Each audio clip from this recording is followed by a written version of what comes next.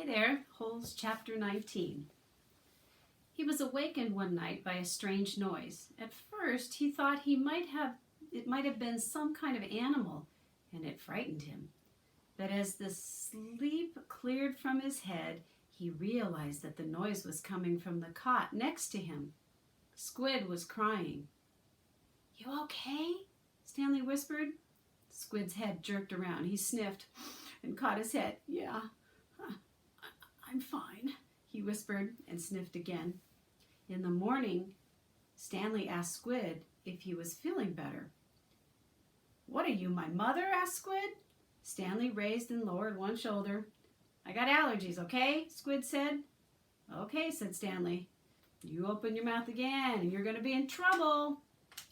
Stanley kept his mouth quiet most of the time. He didn't talk too much to any of the boys. After that, he thought they might be afraid he'd say the wrong thing. They called him caveman and all that, but he couldn't forget that they were dangerous too. They were all here for a reason. As Mr. Sir would say, "This isn't a Girl Scout camp." Stanley was thankful that there were no real problems in the camp. Everyone was different. On the lake, they were all the same person. They were all the color of dirt. He looked up from his hole to see the water truck and the trailing dust cloud. His canteen was still almost a quarter full. He drank it down quickly, then he took his place in line behind Magnet and in front of Zero. The air was thick with heat, dust, and exhaust fumes. Mr. Sir filled their canteens. The truck pulled away. Stanley was back in his hole, shovel in hand, when he heard Magnet call out, "Anybody want some sunflower seeds?" Magnet was standing at ground level holding a sack of seeds. He popped a handful into his mouth, chewed, and swallowed, seeds and all. "Over here," called X-Ray. The sack looked to be about half full. Magnet rolled up the top, then tossed it to X-Ray. "How'd you get them without Mr. Sir seeing you?" asked Armpit. "I can't help it," Magnet said. He held up both of his hands with his fingers wiggling, and he laughed. "My fingers are like magnets." The sack went from X-Ray to Armpit to Squid. "It's sure good to eat something that doesn't come from a can," said Armpit. Squid tossed the sack to Zigzag. Stanley knew it would come to him next. He didn't even want it. From the moment Magnet shouted, "Anybody want some sunflower seeds?" he knew there would be trouble. Mr. Sir was sure to come back. And anyway, the salted shells would only make him thirsty.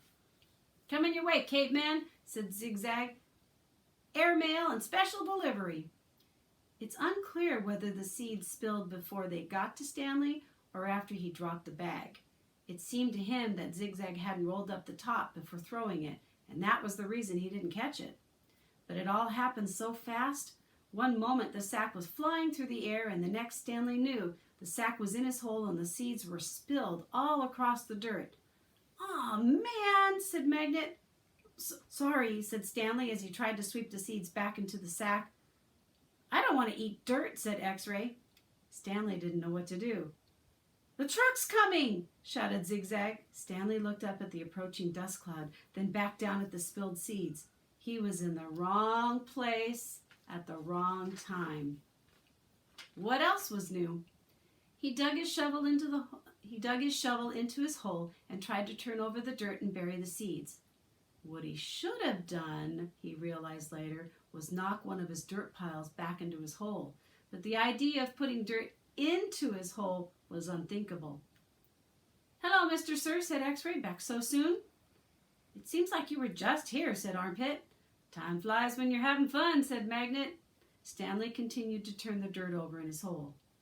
"You Girl Scouts having a good time?" asked Mr. Sir. He moved from one hole to another. He kicked a dirt pile by Magnet's hole, then he moved toward Stanley. Stanley could see 2 seeds at the bottom of his hole.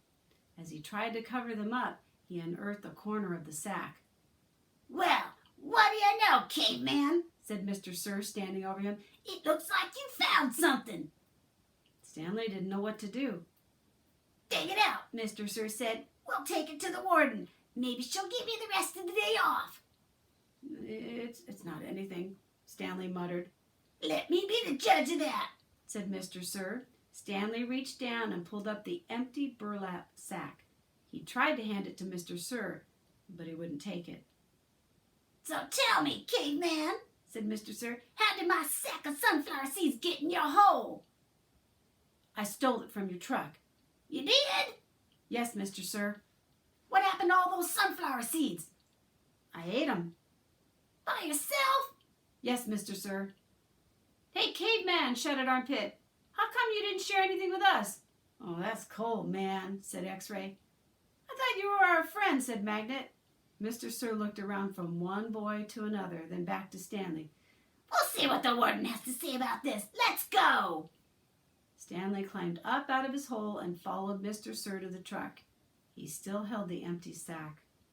It felt good to sit inside the truck, out of the direct rays of the sun. Stanley was surprised. He could feel good about anything at the moment, but he did. It felt good to sit down on a comfortable seat for a change. As the truck bounced along the dirt, he was able to appreciate the air blowing through the open window onto his hot and sweaty face.